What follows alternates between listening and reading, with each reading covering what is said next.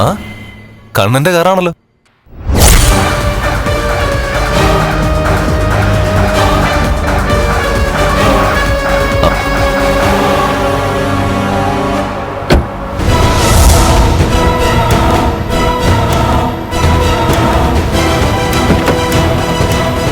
എങ്ങോട്ട് തിരിഞ്ഞാലും ഇവിടെ ശല്യാണല്ലോ. മനുഷ്യനെ ജീവിക്കാൻ സമ്മതിക്കില്ല എന്ന് പറഞ്ഞ് വ്രതം കൊടുത്ത് ഇറങ്ങിയിരിക്കുകയാണ് അവള്.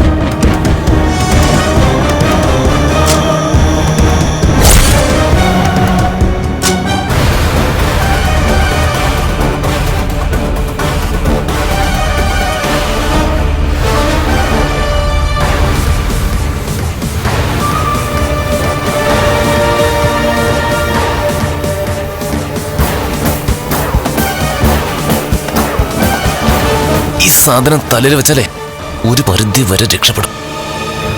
കുറച്ചു ദിവസമായിട്ട് വീട്ടിലേക്ക് ചെല്ലുന്നില്ല എന്ന് പറഞ്ഞ് മഞ്ജു ഒരേ പരാതിയാ.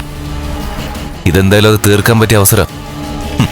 ഇവളിനെ കറക്കൊക്കെ കഴിഞ്ഞ് ഓഫീസിലൊക്കെ കയറിയിട്ട് വൈകുന്നേരമല്ലേ എത്തത്തുള്ളൂ. അതുകൊണ്ട് അങ്ങോട്ട് വെച്ച് പിടിക്കാം. കണ്ണനെ മുടിപ്പിക്കാനായിട്ട് ഇറങ്ങിയതായിരിക്കും നാശം.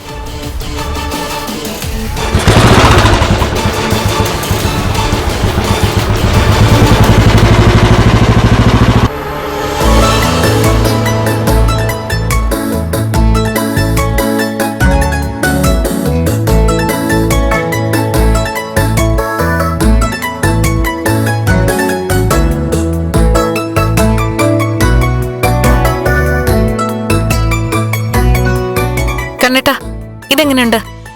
തനിക്ക് ഇഷ്ടപ്പെട്ടാൻ എടുത്തോ. സമയം എടുത്ത് സെലക്ട് ചെയ്താൽ മതി. ഒന്ന് രണ്ടെണ്ണം കൂടി നോക്കാം. ഞാനെന്നല്ല, ആര് വന്ന് സ്വർണം വാങ്ങിയാലും ബില്ലിട്ടേക്കണം. ആർക്കും വെറുതെ സ്വർണം കൊടുക്കേണ്ട കാര്യമൊന്നുമില്ല. അതുകൊണ്ടാണ് സാർ ഉണ്ണി സാർ വന്നപ്പോ ഞങ്ങൾ ക്യാഷ് ചോദിച്ചത്. അത് നന്നായി. നിങ്ങൾ വെറുതെ അവന് സ്വർണം കൊടുത്തെങ്കിൽ നിങ്ങളെ ഞാൻ പറഞ്ഞു വിട്ടാനെ. അനിയനും ചേട്ടനൊക്കെ വീട്ടില്, ബിസിനസ്സിലത് വേണ്ട.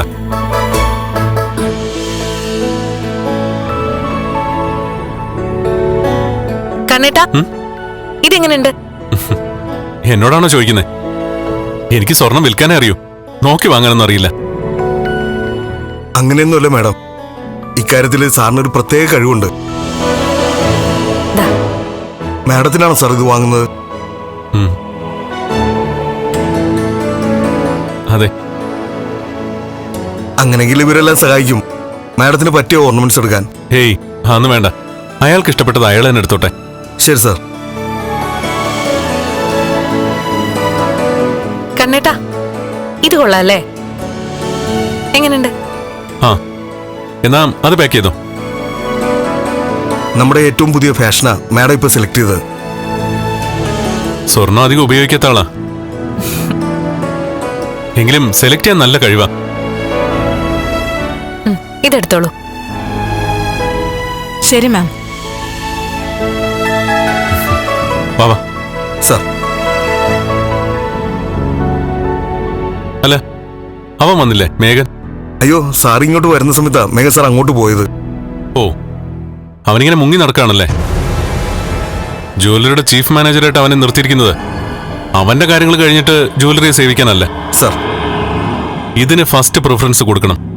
സാർ, ഞാൻ അവനെ ഒന്ന് കാണട്ടെ, എന്നിട്ട് നേരിട്ട് തന്നെ കാര്യങ്ങൾ പറഞ്ഞോളാം. ശരി.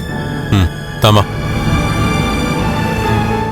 ഫ്ലവേഴ്സ് സ്മാർട്ട് ഷോ ശനി ഞായർ ദിവസങ്ങളിൽ രാത്രി 9:30 ഫ്ലവേഴ്സിൽ.